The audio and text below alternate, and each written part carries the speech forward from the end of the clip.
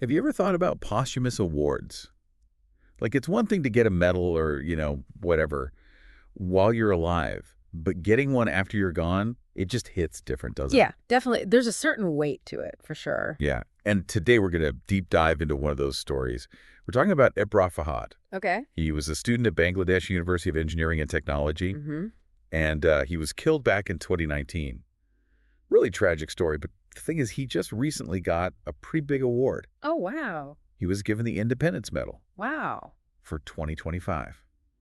And it's like the highest civilian honor that you can get in Bangladesh. So it's Yeah. a pretty big deal. And this is a story that's, super tragic, but it's also really inspiring in a way. Yeah, it sounds like it. So what can you tell us about this Independence Medal? Like, what does it actually stand for, for people who might not know? Yeah, so the Independence Medal, it's not something that they just give out to anybody. Hmm. Um, it's really reserved for people who have done really incredible things for Bangladesh, people who have, maybe put their lives on the line or really contributed something huge to society. So the fact that Olbra got this award, even though he's no longer with us, it just shows how much his story has really touched people and how important his legacy is. Yeah, I mean, it really is powerful. And it's something else I noticed was that the news about the award came out like super early on March 3rd. Oh, really? Bangladesh time. So like almost as if they wanted to get it out there right away. Huh, that's interesting. Yeah, it does make you wonder if there was a reason for that timing. Yeah, exactly. Like what's the rush, right? Right. Well, I think to really understand the impact of this award and why maybe the timing was so important, we kind of have to go back and understand Abrah's story. Okay, yeah, let's do that. Because he wasn't just a student, he was like this really bright young guy full of passion and always standing up for what he believed in. It's really tragic that that same passion is what ultimately led to his death. Yeah, and in the sources he's described as being like a symbol of resistance against injustice and a reflection of free thought. Yeah. Like he wasn't afraid to stand up for what he believed in. Exactly. And that can be really dangerous in some places.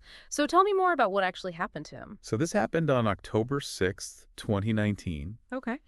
and Abrar was brutally beaten to death. And at the time, everybody suspected that it had something to do with his political affiliations. Wow. Like he was maybe connected to a specific political group. And you could just imagine the shockwaves that this sent through the whole country. This young, promising student killed just for what people thought he believed. And, it was so brutal that it sparked outrage and protests everywhere. Students, citizens, everybody was demanding justice.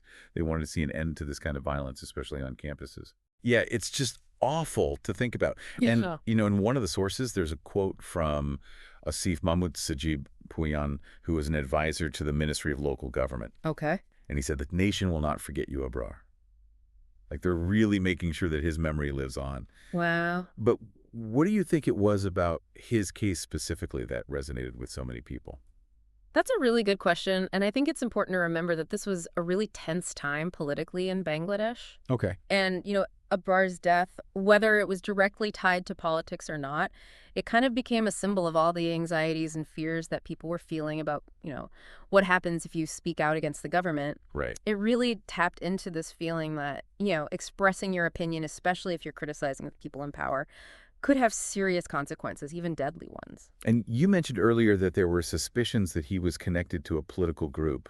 Did this event have any kind of lasting political impact or give us any insights into what the political climate was like back then? Yeah, that's a good question. I mean, the sources that we have don't really dive deep into the specifics of the political landscape, but what is clear is that Abrar's death became a huge turning point. Mm-hmm. It forced the country to have a conversation about, student safety, freedom of speech, and how political beliefs can sometimes clash, especially in universities. Right. And the fact that we're still talking about Abrar years later and that he's receiving this prestigious award means that those conversations are still just as relevant today. Yeah, it's a reminder that the fight for, freedom of speech and all of that, it's not over. Definitely. So we've talked about Abrar's tragic death, the significance of this really important award, and the fact that his legacy continues to make waves. Yeah. What would you say are the key takeaways that you really hope our listeners will walk away with?